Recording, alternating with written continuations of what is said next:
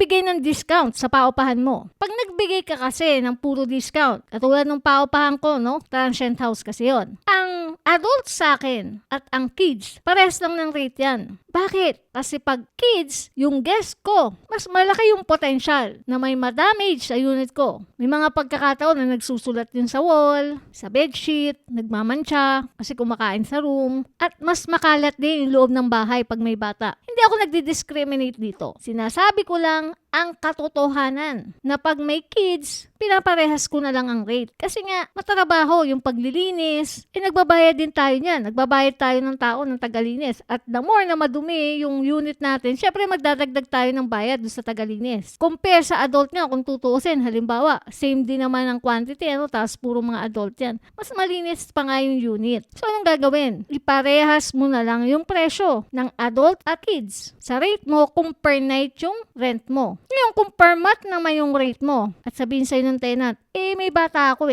baka pwedeng discount na lang to. 4 kami, tapos 2 bata. Huwag ka rin pumayag. Kasi nga, mas malaki yung potential na ma-damage nga yung unit mo, nagsusulat yan sa wall. At kung ano-ano pa. So, ipantay mo na lang yung rate mo, mapa-adult man yan lahat, or may kids. Para hindi mo feel na lugi ka dyan sa paupahan mo. Kasi yun talaga yung mararamdaman mo